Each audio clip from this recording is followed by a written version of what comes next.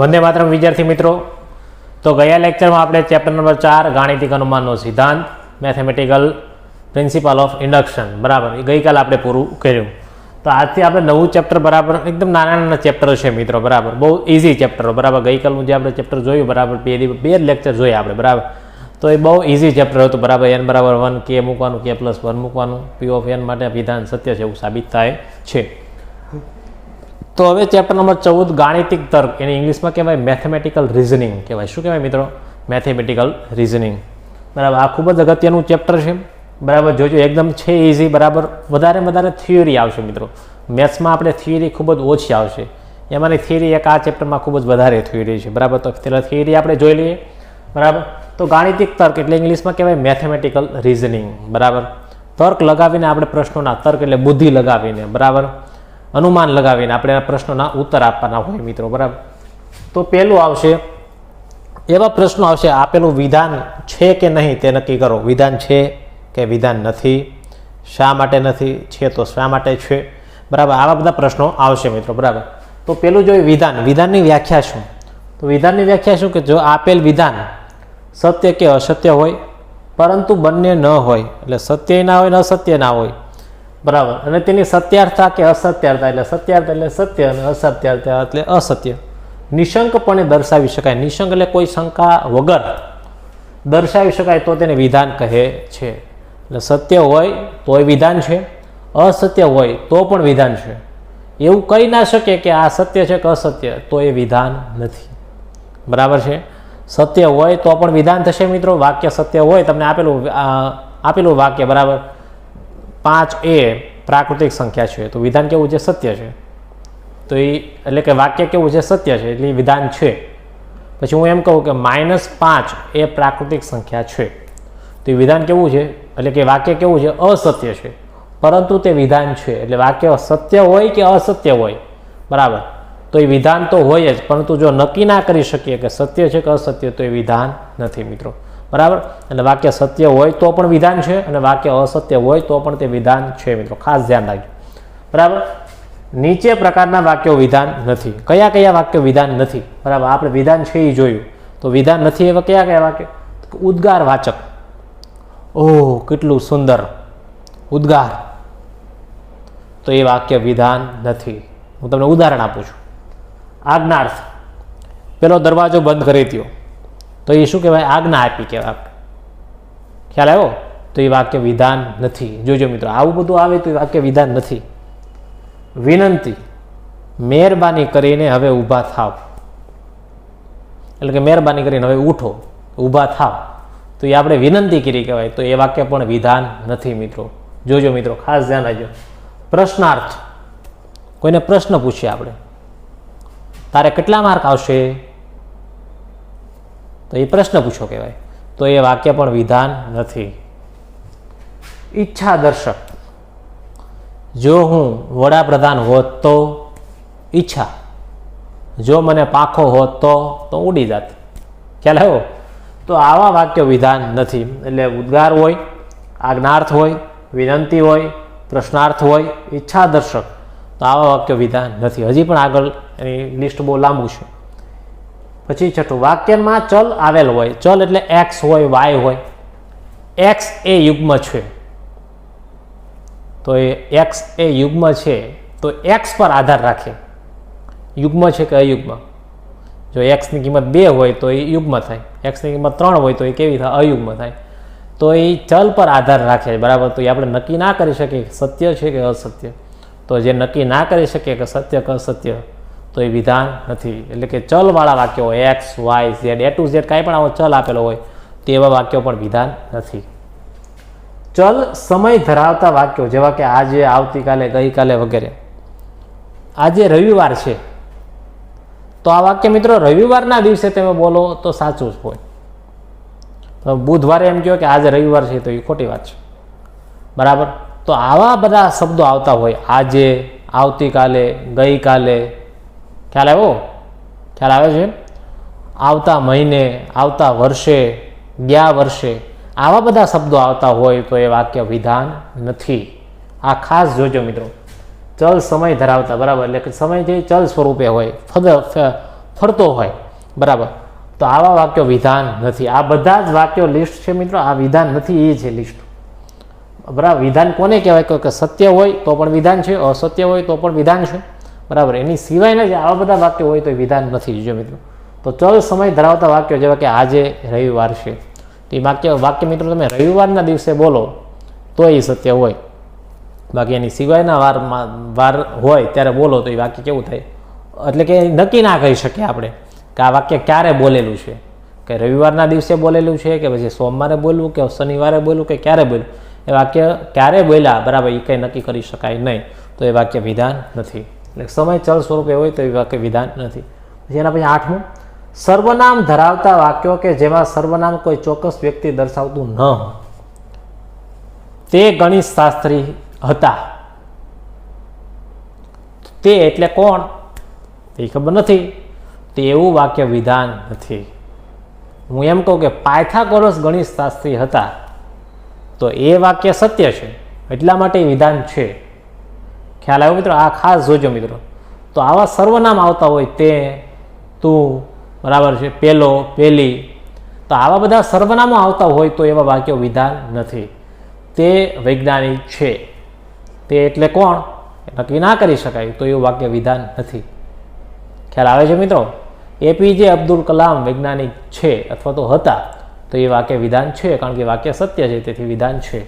તો સર્વનામ આવતા હોય મિત્રો, તે વૈજ્ઞાનિક છે, ખ્યાલ આવે છે મિત્રો, કે તે ગણિત શાસ્ત્રી હતા, ખ્યાલ આવે છે, તો આવા વાક્યો વિધાન નથી. જોજો મિત્રો, આવા સર્વનામ ધરાવતા વાક્યો પણ વિધાન નથી. ચલ સ્થળ જેવા કે અહીં, ત્યાં ધરાવતા વાક્યો કોઈ ચોક્કસ સ્થળ ન દર્શાવતું હોય. કન્યાકુમારી અહીંથી દૂર છે, તો અહીંથી એટલે ક્યાંથી, આવા શબ્દો આવતા હોય. અહીં કન્યાકુમારી અહીંથી દૂર છે, હવે એ ક્યાંથી બોલે છે, કોણ બોલે છે, એ કંઈ નક્કી તો ના કરી શકે આપણે, તો એવા વાક્યો વિધાન નથી. હું એમ કહું કે હું સુરતમાં છું અને કન્યાકુમારી અહીંયાથી 2500 કિલોમીટર દૂર છે, તો એ વાક્ય વિધાન છે કે અહીંથી એટલે શું દર્શાવે, સુરતથી, તો એ વાક્ય વિધાન છે. બાકી એમ કહું કે કન્યાકુમારી અહીંથી 2500 કિલોમીટર દૂર છે, હવે અમદાવાદમાં જઈને ભાઈ બોલે છે કે પછી બરોડા જઈને બોલે છે કે સુરતમાં બોલે છે કે પછી ક્યાંય કચ્છમાં જઈને બોલે છે, તો એ આપણે નક્કી કરી શકાય નહીં. અહીં એટલે ક્યાંથી, ખ્યાલ આવે, એ નક્કી હોવું જોઈએ, તો એવા વાક્યો પણ વિધાન નથી. તો આવા શબ્દો આવે, ચલ સ્થળ, કે સ્થળ છે એ ચલ સ્વરૂપે હોય, કે અહીં, ત્યાં, બરાબર, એવા શબ્દો આવે તો એવા વાક્યો વિધાન નથી. બરાબર, મેં એમ તમને કીધું કે જો હું સુરતમાં છું અને અહીંથી કન્યાકુમારી 2500 કિલોમીટર દૂર છે, તો એ વાક્ય વિધાન છે, ખ્યાલ આવ્યો. પણ હું એમ કહું કે અહીંથી કન્યાકુમારી 2500 કિલોમીટર દૂર છે, તો એવું ચાલે નહીં, તો એ વાક્ય વિધાન નથી. અહીં એટલે ક્યાંથી, ખ્યાલ આવ્યો? તો હું સુરતમાં છું એટલે, બરાબર, પછી હું કંઈક બીજે જઈને બોલું કે અહીંથી કન્યાકુમારી 2500 કિલોમીટર દૂર છે કે 500 કિલોમીટર દૂર છે, તો એ નક્કી કરી શકાય નહીં. તો આવા બધા શબ્દો આવતા હોય તો વાક્ય વિધાન નથી. જોજો મિત્રો, પછી ચલ અંતર જેવા કે દૂર, નજીક ધરાવતા વાક્યો કોઈ ચોક્કસ અંતર ન દર્શાવતું હોય. ખ્યાલ આવ્યો? ચલ અંતર એ ચલ સ્વરૂપે હોય, એ કન્યાકુમારી અહીંથી 2018 કિલોમીટર દૂર છે. ખ્યાલ આવે? બેમાં ફેર છે, આમાં સ્થળ છે ચલ સ્વરૂપે હતું, આમાં અંતર છે ચલ સ્વરૂપે છે. ખ્યાલ આવે? પછી હું એમ કહું કન્યાકુમારી અહીંથી 2018 કિલોમીટર દૂર છે, બરાબર, તો એ વાક્ય વિધાન નથી. જોજો મિત્રો, પછી હું એમ કહું કન્યાકુમારીથી અમદાવાદ 2018 કિલોમીટર દૂર છે, તો એ વાક્ય વિધાન છે. પરંતુ પેલું જે અહીં વાળું હતું, બરાબર, દૂર, નજીક, બરાબર, તો એવા જે શબ્દો દર્શાવે તો એ વાક્ય વિધાન નથી મિત્રો. તો આ જે 10 પ્રકાર આવી રીતે હોય, બરાબર, આ રીતે, તો આ વાક્ય વિધાન નથી. બરાબર, ટૂંકમાં આપણે નક્કી કરી શકવા જોઈએ કે આપેલું વાક્ય સત્ય છે કે અસત્ય. સત્ય હોય તો પણ વિધાન છે, અસત્ય હોય તો પણ તે વિધાન છે, પરંતુ આપણે નક્કી ના કરી શકીએ કે સત્ય કે અસત્ય, એ કોઈ બીજા પર આધાર રાખતું હોય તો એવા વાક્યો વિધાન નથી મિત્રો. બરાબર, અને આ ખાસ જોજો, ઉદ્ગાર, આજ્ઞાર્થ, વિનંતી, પ્રશ્નાર્થ, ઈચ્છાદર્શક ચલ સ્વરૂપે હોય, બરાબર, વાક્યમાં ચલ આવેલું હોય, તો એવા વાક્યો વિધાન નથી મિત્રો. બરાબર છે? એટલે આ વાક્ય વિધાન છે અને આ વાક્ય વિધાન નથી. બરાબર, એનું હતું. આગળ જોઈએ મિત્રો, અતિ સારું ચેપ્ટર, બરાબર, જોજો. વિધાનની સત્યાર્થતા એટલે કે વિધાન કેવું છે, વાક્ય કેવું છે, સત્ય છે કે અસત્ય. જો વિધાન પી સત્ય હોય તો તેનું સત્યાર્થતા મૂલ્ય ટી વડે દર્શાવાય. શેના વડે દર્શાવાય? ટી. ટી એટલે ટ્રુ. શું મિત્રો? ટ્રુ. ટી એટલે ટ્રુ. બરાબર. તો જો સત્ય હોય તો એની સત્યાર્થતા મૂલ્ય શેના વડે દર્શાવાય? ટી વડે. અને જો વિધાન પી અસત્ય હોય તો તેનું સત્યાર્થતા મૂલ્ય શેના વડે દર્શાવાય? એફ વડે. એટલે એફ એટલે ફોલ્સ. બરાબર છે. જો વિધાન પી સત્ય હોય તો તેનું સત્યાર્થતા મૂલ્ય ટી વડે, અને જો વિધાન પી અસત્ય હોય તો તેનું સત્યાર્થતા મૂલ્ય એફ વડે દર્શાવાય છે મિત્રો. બરાબર છે. સાદું વિધાન કોને કહેવાય? તો જે વિધાન બે કે વધુ વિધાનોમાં વિભાજિત ન થઈ શકે તેવા વિધાનને સાદું વિધાન કહે છે. જેમ કે 2 + 3 = 5, તો એ સાદું વિધાન છે, એને તમે અલગ કરી શકો નહીં. ખ્યાલ આવ્યો? તો જે વિધાન બે કે વધુ વિધાનોમાં વિભાજિત ના થઈ શકે તેવા વિધાનને મિત્રો શું કહેવાય? સાદું વિધાન કહેવાય. બરાબર. સાદા વિધાનનું નિષેધ. નિષેધ એટલે નકાર. નિષેધ એટલે શું મિત્રો? નકાર. બરાબર. તો નકાર કોને કહેવાય? તો કે 2 + 3 = 5 આ સત્ય છે. 2 + 3 એનું નકાર તમને કરવાનું કહે તો 2 + 3 = 5 આ સત્ય છે. ને નકાર કરવાનું કહે તો 2 + 3 does not equal to 5. બરાબર છે. એટલે જે વચ્ચે બરાબર છે ત્યાં તમે does not equal to એટલે ઇક્વલ ટુ જે does not equal to કરી નાખો એટલે એ શું થઈ ગયું? નકાર થઈ ગયું એનું. બરાબર. અહીંયા આપણે આ રીતે લખાય. બરાબર. ગણિતની ભાષામાં સાદા વિધાનનું નિષેધ. નિષેધ એટલે નકાર. નકાર કહે તો આપેલ વિધાનની સત્યાર્થતાનો ઇનકાર. બરાબર. એટલે સત્ય હોય તો એનું નકાર શું થાય? અસત્ય. અને અસત્ય હોય તો એનું નકાર શું થાય? સત્ય. બરાબર. ઇનકાર કરતા વિધાનને તે વિધાનનો નિષેધ કહે છે. બરાબર. ઇનકાર એટલે સત્ય હોય તો અસત્ય, અસત્ય હોય તો સત્ય. તો સીધું છે. સત્યનું નકાર શું થાય? અસત્ય. અને અસત્ય નકાર શું થાય મિત્રો? સત્ય થાય. બરાબર. તો આને શું કહેવાય? નિષેધ કહેવાય. વિધાન પીનું નિષેધ એને નોટ પી વડે દર્શાવાય. શેના વડે દર્શાવાય મિત્રો? નોટ પી વડે. આને નોટ પી વંચાય. શું વંચાય? નોટ પી. બરાબર. આ રીતે નોટ પી વડે દર્શાવાય છે અને તેને નોટ પી વંચાય છે મિત્રો. બરાબર. તો વિધાન પીના નિષેધને શેના વડે દર્શાવાય? નોટ પી વડે દર્શાવાય. શેના વડે દર્શાવાય? Not P. નોટ પી એટલે પીનું નિષેધ. ઓકે. જો પી સત્ય હોય તો નિષેધ પી અસત્ય હોય. મેં તમને કીધું એમ. અને જો પી અસત્ય હોય તો નિષેધ પી સત્ય હોય. ખ્યાલ આવ્યો? પી સત્ય હોય તો નિષેધ પી અસત્ય, પી અસત્ય તો નિષેધ પી સત્ય થાય. ખ્યાલ આવ્યો મિત્રો? પછી સંયુક્ત વિધાન. આ સાદું વિધાન જોયું કે જે વિધાનને બે કે તેથી વધુ વિધાનો વિભાજિત ના કરી શકાય તેને સાદું કહેવાય. તો સંયુક્ત એટલે જે વિધાનને બે કે વધુ વિધાનોથી વિભાજિત એટલે કે બે કે વધુ વિધાનોમાંથી બનેલા હોય. બરાબર. સંયુક્ત વિધાન એટલે શું? બે કે વધુ વિધાનોથી બનેલા વિધાનને સંયુક્ત વિધાન કહેવાય. શું કહેવાય મિત્રો? સંયુક્ત વિધાન. બે કે વધુ વિધાનોથી બનેલા વિધાનને સંયુક્ત વિધાન કહે છે. બે વિધાન, 3 વિધાન બરાબર બધા ભેગા કરી જો એને શું કહેવાય? સંયુક્ત વિધાન. બરાબર. બે કે વધુ વિધાનોથી બનેલા વિધાનને સંયુક્ત વિધાન કહે છે. સંયુક્ત વિધાનમાં આવેલ દરેક સાદા વિધાનને ઘટક વિધાન કહે છે. બરાબર. સંયુક્ત વિધાનમાં 2 પણ વિધાન હોઈ શકે, 3 પણ વિધાન હોઈ શકે, 4 પણ વિધાન હોઈ શકે. તો એમાં જે એક વાક્ય જે છે બરાબર 2 વિધાન હોય તો એને શું કહેવાય? દરેક સાદા વિધાનને શું કહેવાય? ઘટક વિધાન કહેવાય. શું કહેવાય? ઘટક. 3 વિધાન હોય તો એ ત્રણેયને શું કહેવાય? અલગ અલગ ઘટક વિધાન કહેવાય. સંયુક્ત વિધાનમાં આવેલ દરેક સાદા વિધાનને શું કહેવાય મિત્રો? ઘટક વિધાન કહેવાય. શું કહેવાય? ઘટક વિધાન. પછી સંયુક્ત વિધાન શેનાથી બનેલું હોય? બરાબર. સંયુક્ત વિધાન એને કંઈક જોડવું તો પડશે. સંયુક્ત એટલે બે કે તેથી વધુ વિધાનોથી બનેલા વિધાનને સંયુક્ત વિધાન કહેવાય. તો પેલું વિધાન અને બીજું વિધાન બરાબર એને જોડવું હોય તો અને વડે કાં તો જોડી શકાય કાં તો અથવા વડે જોડી શકાય. તો આવા અને અથવાને શું કહેવાય? તાર્કિક કારકો કહેવાય. શું કહેવાય મિત્રો? તાર્કિક કારકો. બરાબર. તાર્કિક કારકો. તો સંયુક્ત વિધાનમાં તેના ઘટક વિધાનોને જોડતા શબ્દો. બરાબર. 2 વિધાન હોય સાદા વિધાનને જોડો તો સંયુક્ત થાય ને. તો એ જે જોડીએ એ શબ્દ કયો? તો કે અને કાં તો અથવા હોય. તો અને અથવા આને શું કહેવાય? તાર્કિક કારકો કહેવાય. શું કહેવાય? તાર્કિક કારકો કહેવાય. તો સંયુક્ત વિધાનમાં તેના ઘટક વિધાનોને જોડતા શબ્દો જેવા કે અને, અથવા વગેરેનો ઉપયોગ થાય છે. આ શબ્દો શું કહેવાય? તાર્કિક કારકો છે મિત્રો. શું કહેવાય? તાર્કિક કારકો. અને અથવાને શું કહેવાય? તાર્કિક કારકો કહેવાય. બરાબર. નોંધ આ જોજો, ખાસ જોજો મિત્રો.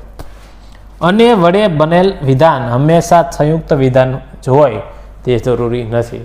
ક્યારેક ક્યારેક અને હોય પરંતુ એ સંયુક્ત વિધાન હોય તે જરૂરી નથી મિત્રો. આ ખાસ જોજો મિત્રો. નીચે મેં ઉદાહરણ લખેલું છે. દાખલા તરીકે દૂધ અને પાણીના મિશ્રણને જુદું પાડી શકાતું નથી. દૂધ અને પાણીના મિશ્રણને જુદું પાડી શકાતું નથી. આને અલગ કરવાની કોશિશ કરો. બરાબર. જો માં અને તાર્કિક કારક તરીકે નથી. તે બે વસ્તુ દૂધ અને પાણીનો ઉલ્લેખ, આને અલગ જ તમે ના કરી શકો, કરો ને અલગ. ખ્યાલ આવે છે મિત્રો? તો જેને અલગ કરી શકાય એ વિધાન કેવું હોય? સંયુક્ત વિધાન. આમાં તો અલગ ના કરી શકો. આ વિધાન છે બરાબર, વચ્ચે અને છે, પરંતુ તમે આને અલગ કરી શકો નહીં. ખ્યાલ આવે છે મિત્રો? ખબર પડે છે કે 2 + 2 = 4 અને 2 + 3 = 5. તો એમાં તમે અલગ કરી શકો કે 2 + 2 = 4 પેલું વિધાન, બીજું વિધાન 2 + 3 = 5. તો અન્યનો ઉપયોગ શેમાં થયો? તાર્કિક તારક તરીકે થયો. તાર્કિક કારક અને શું છે? તાર્કિક કારક.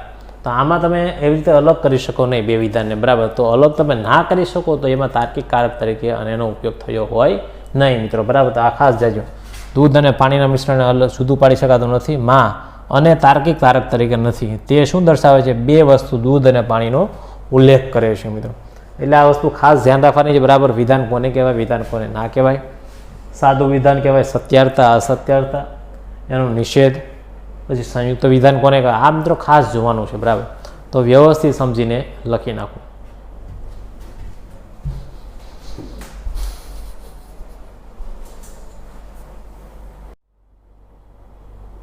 આગળ વધીએ મિત્રો. સંયોજન. બે કે વધુ સાદા વિધાનોને તાર્કિક કારક. હમણાં આપણે જોયું તાર્કિક કારક કોને કહેવાય? તો કે અને બે વિધાનને અને વડે જોડેલું હોય અથવા તો અથવા વડે જોડેલું હોય, બરાબર. અને અથવાને શું કહેવાય? તાર્કિક કારકો કહેવાય, બરાબર છે. એક વિધાન પણ આપણે નીચે નોંધ લખેલું, બરાબર, કે અને હોય તો એ અને તાર્કિક કારક તરીકે જ હોય એવું જરૂરી નથી. એ સંયુક્ત વિધાન જ હોય તેવું જરૂરી નથી, બરાબર. તો સંયોજન, બરાબર. તો મેં તમને કીધું કે તાર્કિક કારકોને કહેવાય? તો કે અને કાં તો અથવાને શું કહેવાય? તાર્કિક કારકો કહેવાય મિત્રો, બરાબર. તો સંયોજન કોને કહેવાય? કે બે કે તેથી વધુ વિધાનોને જો તાર્કિક કારક અને વડે જોડેલું હોય તો એને શું કહેવાય? બે વિધાનોનું સંયોજન કહેવાય મિત્રો. બે કે વધુ સાદા વિધાનોને તાર્કિક કારક અને દ્વારા જોડવાથી મળતા સંયુક્ત વિધાનને આપેલા વિધાનનું સંયોજન, બરાબર. અને વડે કોઈ વિધાનને, બે વિધાનને અને વડે જોડેલા હોય તો એને શું કહેવાય? સંયોજન કહેવાય. શું કહેવાય મિત્રો? સંયોજન. વિધાનો P અને Q ના સંયોજનને P અને Q વડે, આને શું વચાય મિત્રો? અને વચાય. શું વચાય? અને ઉલટો V છે. P અને Q વડે દર્શાવાય છે. વચાય આને શું? P અને Q, બરાબર. તો અને વડે જોડેલું હોય તો એ શું થાય? સંયોજન થાય. અને એને કઈ રીતે દર્શાવાય? P ઉલટો V અને Q, P અને Q વડે દર્શાવાય છે. હવે આનું સત્યાર્થ અને અસત્યાર્થ મૂલ્ય કઈ રીતે નક્કી કરવું મિત્રો, બરાબર. તમને ધારો કે બે વિધાન આપેલા છે P અને Q, એનું સત્યાર્થતા મૂલ્ય અને અસત્યાર્થતા મૂલ્ય પણ આપેલું હોય, એટલે કે P સત્ય છે, Q અસત્ય, બરાબર. 4 વિકલ્પ થશે, 2 સત્ય, કાં તો 1 સત્ય 1 અસત્ય, કાં તો બંને અસત્ય. તો P અને Q નું સત્યાર્થતા મૂલ્ય કેવું થાય? સત્યાર્થતા મૂલ્ય એટલે કે સત્ય છે કે અસત્ય છે વિધાન, આ સંયુક્ત વિધાન સત્ય છે કે અસત્ય, બરાબર. આ વિધાન તો આપણને આપેલ છે કે P છે સત્ય સત્ય અસત્ય અસત્ય, Q પણ સત્ય અસત્ય અસત્ય સત્ય સત્ય અસત્ય. તો P અને Q બંનેને જોડો તો એ વિધાન કેવું થાય? સત્ય થાય કે અસત્ય? એ આપણે એનું સત્યાર્થ મૂલ્ય જોવાનું છે મિત્રો. શેના વડે જોડેલા છે? અને વડે. અને વડે જોડેલું હોય તો એને શું કહેવાય? સંયોજન કહેવાય. શું કહેવાય? સંયોજન. તો P નું સત્યાર્થ મૂલ્ય T હોય, આ પણ T હોય, તો T અને T તો T જ થાય, બરાબર. પેલું વિધાન પણ સત્ય, બીજું વિધાન પણ સત્ય, અને છે વચ્ચે, તો બંને સત્ય હોય તો હજી કેવું થાય? સત્ય થાય. સત્ય અને અસત્ય. તો સત્ય અને અસત્યને ભેગા કરવાથી મૂળ કેવું થાય મિત્રો? પરિણામ શું આવે? અસત્ય જ આવે. શું આવે? અસત્ય, બરાબર. સત્ય અને અસત્ય, બરાબર. તો પેલું વિધાન સત્ય હોય, બીજું વિધાન અસત્ય હોય, તો એ પરિણામી વિધાન કેવું થાય? અસત્ય જ થાય મિત્રો. કેવું થાય? અસત્ય, કારણ કે વચ્ચે અને છે. અસત્ય અને સત્ય, તો એ પણ પરિણામી વિધાન શું થાય? અસત્ય જ થાય મિત્રો. શું થાય? અસત્ય થાય. આ ખાસ ધ્યાન રાખજો. અને બંને અસત્ય હોય તો અસત્ય થવાનું. સત્ય, અસત્ય અને અસત્ય, બરાબર. તો એનું વિધાન, પરિણામી વિધાન કેવું થાય? અસત્ય થાય. એટલે સત્ય માત્ર ક્યારે થાય? બંને સત્ય હોય ત્યારે સત્ય થાય. એની સિવાયના બધા વિકલ્પમાં કેવું થાય? અસત્ય થાય. બંને સત્ય હોય ત્યારે જ પરિણામી વિધાન સત્ય મળે, બાકી એની સિવાયના બધા જ વિકલ્પોમાં પરિણામી વિધાન કેવું મળે? અસત્ય મળે. ઓકે. પછી વિયોજન. તો અહીંયા અને વડે જોડેલું હોય તો સંયોજન, અને જો બે સાદા વિધાનને અથવા વડે જોડેલા હોય તો એને શું કહેવાય? વિયોજન કહેવાય. એવા સંયુક્ત વિધાનને શું કહેવાય? બે સંયુક્ત વિધાનને આપેલા વિધાનોનું શું કહેવાય? વિયોજન. અથવા વડે અને વડે જોડેલું હોય તો સંયોજન, અને અથવા વડે જોડેલું હોય તો વિયોજન. બીજું કોઈ ફરક છે નહીં. બે કે વધુ સાદા વિધાનોને તાર્કિક કારક અથવા દ્વારા જોડવાથી મળતા સંયુક્ત વિધાનને આપેલા વિધાનોનું વિયોજન કહે છે. શું કહેવાય મિત્રો? વિયોજન. બરાબર. વિધાનો પી અથવા ક્યુના વિયોજનને પી વી ક્યુ, બરાબર, પી અથવા ક્યુ શું કહેવાય મિત્રો? આને શું મજાય? પી અથવા ક્યુ. આ પી વી ક્યુ એમને પી અથવા ક્યુ વડે દર્શાવાય છે. તો આનું સત્યાર્થ મૂલ્ય કઈ રીતે નક્કી કરવું? પી અથવા ક્યુનું. બરાબર. તો જે બંને વચ્ચે અથવા છે મિત્રો, અથવા, તો કોઈ પણ એક સત્ય હોય તો એ સત્ય જ થાય, બંને અસત્ય હોય તો જ અસત્ય થાય, બાકી તો બધા વિકલ્પમાં સત્ય થશે. પી અથવા ક્યુ છે, જુઓ મિત્રો, અહીંયા પી અને ક્યુ, તો અહીંયા શું છે? પી અથવા ક્યુ, તો બંને સત્ય અથવા સત્ય તો સત્ય, સત્ય અથવા અસત્ય તો એ સત્ય જ થાય, કારણ કે વચ્ચે અથવા છે. ખ્યાલ આવ્યો? તો બેમાંનું કોઈ એક વિધાન સત્ય હોય તો એનું સત્યતા મૂલ્ય સત્ય જ થાય, ટી જ થાય એમ. તો સત્ય અથવા અસત્ય તો સત્ય, અસત્ય અથવા સત્ય તો એ પણ સત્ય જ થાય, અને બંને જો અસત્ય હોય તો જ એનું સત્યાર્થતા મૂલ્ય કેવું થાય? અસત્ય, એટલે એફ થાય. ખ્યાલ આવ્યો? એકદમ આનું ઉલટું. ખ્યાલ આવ્યો? આમાં બંને ટી હોય તો જ એનું ટી થાય, અને આમાં બંને એફ હોય તો જ એનું એફ થાય. ખ્યાલ આવ્યો? તો આ તું સંયોજન અને વડે જોડેલું હોય તો સંયોજન, અથવા વડે જોડેલું હોય તો વિયોજન. હવે આપણે આગળ વધીએ. સ્વાધ્યાય 14.1 આપણે જોઈએ. બરાબર. એકદમ ઇઝી દાખલા. બરાબર. દાખલા તો ના કહેવાય, બરાબર છે. પ્રશ્ન એકદમ ઇઝી આપેલા છે. બરાબર. વિધાન કોને કહેવાય અને વિધાન કોને ના કહેવાય? તો વિધાન કોને કહેવાય? કે આપેલા વિધાનનું સત્યાર્થ મૂલ્ય સત્ય, એટલે કે આપેલું વિધાન સત્ય હોય કે અસત્ય હોય, બરાબર, પરંતુ બંનેમાંથી એક પણ ના હોય, બરાબર, એટલે કે સત્ય હોય કે તો અસત્ય હોય તો એ વિધાન છે, બરાબર, પણ બંનેમાંથી એક પણ ના હોય તો એ વિધાન નથી. પછી મેં તમને 10 નીચે મુદ્દા લખ્યા કે આવા વાક્ય વિધાન નથી. તો પેલું જોઈએ 14.1, નીચેનામાંથી કયા વાક્ય વિધાન છે? તમારા જવાબ માટેના કારણો આપો. બરાબર. નીચે કારણ. બરાબર. હું ખાલી કહેતો જાય કે આ વિધાન છે, વિધાન નથી, શા માટે નથી, એ તમારે લખતું જવાનું છે. ખ્યાલ આવ્યો? એક મહિનામાં 35 દિવસો હોય છે, બરાબર. તો વાક્ય કેવું છે? પહેલાં તો સત્ય કે અસત્ય એ નક્કી કરવાનું છે. તો વાક્ય મિત્રો આ કેવું છે? વાક્ય અસત્ય છે, તેથી તે વિધાન છે. સત્ય હોય તોય વિધાન છે, અસત્ય હોય તો પણ વિધાન છે. જોજો મિત્રો, અસત્ય હોય તો વિધાન ના હોય એવું હોય નહીં. સત્ય હોય તો વિધાન થશે, ને અસત્ય હોય તો પણ વિધાન તો થશે. તો આ એક મહિનામાં 35 દિવસો હોય છે. આપેલું વાક્ય કેવું છે? અસત્ય છે, તેથી તે વિધાન છે, કારણ કે અસત્ય નક્કી કરી શકાય છે. બરાબર. થઈ ગયું? તો આ વિધાન છે. બરાબર છે. ગણિત અઘરું છે. હવે ગણિત અઘરું છે, બરાબર છે, એ કોણ વાક્ય બોલે એના પર આધાર રાખે. ખ્યાલ આવ્યો? ઘણાને ગણિત ઇઝી લાગતું હોય, સહેલું લાગતું હોય, ઘણાને અઘરું લાગતું હોય, ઘણાને ફિઝિક્સ અઘરું લાગતું હોય, ઘણાને બાયોલોજી સહેલું લાગતું હોય, બરાબર છે, ઘણાને કેમેસ્ટ્રી અઘરું લાગતું હોય. એ કોણ બોલે છે, બરાબર, એના પર ડિપેન્ડ કરે મિત્રો. બરાબર છે. તો આપણે નક્કી ના કરી શકાય કે આ વાક્ય સત્ય છે કે અસત્ય. એમ લખવાનું કે અહીંયા આપેલું વાક્ય કોણ બોલે છે તેના પરથી નક્કી કરી શકાય. બરાબર. એટલે કે એવું, એટલે કે લખવાનું એ રીતે, બરાબર, કે કોણ બોલે છે, બરાબર, એના પરથી નક્કી કરી શકાય કે કોના માટે આ વાક્ય બોલાયેલું છે. બરાબર. અને ગણિત અઘરું છે, બરાબર, તો એ વ્યક્તિ પર આધાર રાખે કે અઘરું છે કે સહેલું છે. બરાબર. એટલે કે વાક્ય સત્ય છે કે અસત્ય નક્કી કરી શકાય નહીં, તેથી તે આપેલું વાક્ય વિધાન નથી મિત્રો. બરાબર. આ વાક્ય વિધાન નથી. ખ્યાલ આવ્યો મિત્રો? આ વાક્ય વિધાન નથી. જોજો મિત્રો, ગણિત અઘરું છે, ખ્યાલ આવ્યો? તો આ વાક્ય વિધાન નથી મિત્રો, ખાસ જોજો. 5 અને 7નો સરવાળો 10 કરતાં વધુ છે, વાક્ય સત્ય છે. 5 ને 7 12, બરાબર, 10 કરતાં કેવા થાય? વધુ છે, બરાબર, વાક્ય કયું છે? સત્ય છે, તેથી તે વિધાન છે. એવું જ લખવાનું છે ખાલી. બરાબર. આપેલું વાક્ય સત્ય છે, તેથી તે વિધાન છે. પછી ચોથું, કોઈ પણ સંખ્યાનો વર્ગ એ યુગ્મ સંખ્યા જ હોય છે. તો એ કોઈ પણ સંખ્યાનો વર્ગ યુગ્મ સંખ્યા હોય તેવું બને નહીં, જરૂરી નથી મિત્રો. એ કોની પર આધાર રાખી યુગ્મ સંખ્યા હોય? જો યુગ્મ સંખ્યાનો વર્ગ કરો તો યુગ્મ સંખ્યા આવે, પરંતુ જો અયુગ્મ સંખ્યાનો વર્ગ કરો તો કેવી સંખ્યા આવે? અયુગ્મ સંખ્યા મળે મિત્રો. તો એ સંખ્યા પર ડિપેન્ડ રાખે. બરાબર. બરાબર. કે યુગ્મ સંખ્યા છે કે અયુગ્મ, બરાબર, તો એ નક્કી કરી શકાય. બરાબર.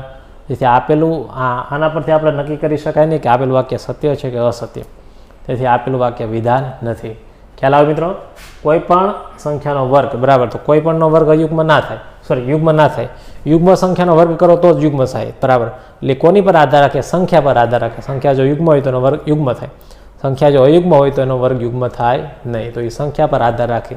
તો વાક્ય કોઈ પર આધાર રાખવું જોઈએ નહીં. તો આપેલું વાક્ય સત્ય કે અસત્ય નક્કી કરી શકાય નહીં, તેથી તે વિધાન નથી મિત્રો. તો આ વાક્ય વિધાન નથી. જોજો મિત્રો. 5મું, કોઈ પણ ચતુષ્કોણની બાજુઓ સમાન લંબાઈ ધરાવે છે.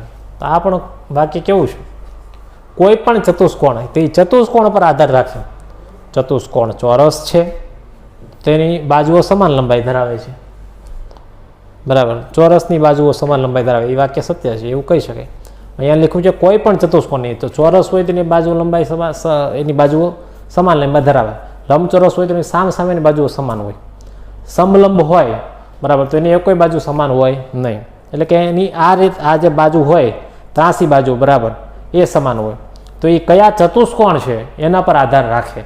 ખ્યાલ આવ્યો? તો આ વાક્ય પણ સત્ય કે અસત્ય નક્કી કરી શકાય નહીં. તેથી આપેલું વાક્ય પણ વિધાન નથી મિત્રો, બરાબર. સત્ય કે અસત્ય નક્કી કરેલું હોવું જોઈએ, નક્કી કરી શકાતું હોવું જોઈએ. તો આપેલું વાક્ય પણ વિધાન નથી, બરાબર. છઠ્ઠું, આ પ્રશ્નનો ઉત્તર આપો. આજ્ઞાર્થ. તો આજ્ઞાર્થ વાક્ય છે આ, તેથી આપેલું વાક્ય વિધાન નથી મિત્રો, બરાબર છે. લખવાનું આપેલું વાક્ય આજ્ઞાર્થ છે, આજ્ઞા દર્શાવે છે, બરાબર, આજ્ઞા દર્શક છે, તેથી આપેલું વાક્ય વિધાન નથી.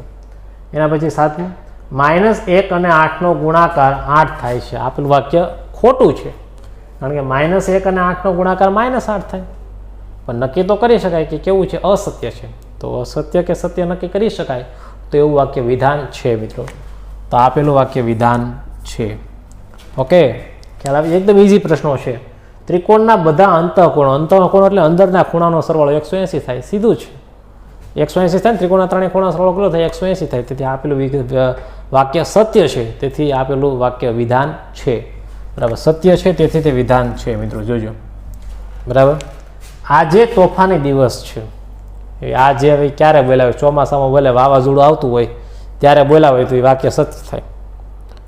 પણ આપણને ખબર નથી કે એ વાવાઝોડું આવતું ત્યારે બોલ્યા હતા, કે પછી શાંતિથી બેઠા ત્યારે બોલ્યા હતા, કે ઘરમાં કાંઈ પણ તોફાન થયું હોય ત્યારે બોલ્યા હતા. ખ્યાલ આવ્યો? તો આજે તોફાની દિવસ છે, કયા દિવસે વાક્ય બોલાયેલું છે એના પરથી નક્કી કરી શકાય. તો આજે, આવતીકાલે, ગઈકાલે આવા બધા શબ્દો આવે તો એ વાક્ય વિધાન નથી મિત્રો. તો આપણે, બરાબર, અહીંયા આજે છે, બરાબર, એટલે કે ચલ છે, બરાબર, એટલે કે સમય છે, એ ચલ સ્વરૂપે છે, તો એવો વાક્ય વિધાન નથી. ખ્યાલ આવ્યો? એટલે સત્ય કે અસત્ય નક્કી ના કરી શકે, તેથી વિધાન નથી. તો વાક્ય વિધાન નથી મિત્રો, બરાબર. એના પછી બધી વાસ્તવિક સંખ્યાઓ સંકર સંખ્યાઓ. સંકર સંખ્યાઓ તમારા માટે નવું છે. આને સંકર સંખ્યા કહેવાય. શું કહેવાય મિત્રો? સંકર સંખ્યા કહેવાય. a + ib. તો વાસ્તવિક સંખ્યાઓ કેવી હોય? 2 -3 5 3/5. આવી રીતે સંખ્યાને શું કહેવાય? વાસ્તવિક સંખ્યા. વાસ્તવિક સંખ્યા એટલે કે રિયલ નંબર, બરાબર. કોઈ પણ સંખ્યાને શું કહેવાય? વાસ્તવિક સંખ્યા કહેવાય, બરાબર. એટલે કે આને સંકર સંખ્યા કહેવાય. વાસ્તવિક સંખ્યા તમે જાણો છો, સંકર સંખ્યા તમારા માટે નવું છે, બરાબર. તો આને a + ib ના સ્વરૂપમાં, એટલે કે એક રિયલ પાર્ટ હોય, એક ઇમેજનરી પાર્ટ હોય, એટલે કે એક વાસ્તવિક ભાગ હોય, એક કાલ્પનિક ભાગ હોય. તો 2 છે અને આમ લખાય 0i એવું લખાય. 2 + 0i એવું લખાય જ ને. આને આમ લખાય, બધા નામ તો લખાય જ, બરાબર. 0 × i એટલે 0 થઈ ગયું, એટલે આ 2 આવી જાય. -3 + 0 × i એટલે 0 થઈ ગયું. તો આને સંકર સંખ્યા તો કહી શકાય, બરાબર. તો બધી વાસ્તવિક સંખ્યાઓ સંકર સંખ્યાઓ તો છે જ, બરાબર. આ વાક્ય કેવું છે? સત્ય છે, તેથી તે વિધાન છે મિત્રો. ખ્યાલ આવ્યો? તો આ વાક્ય વિધાન છે, બરાબર.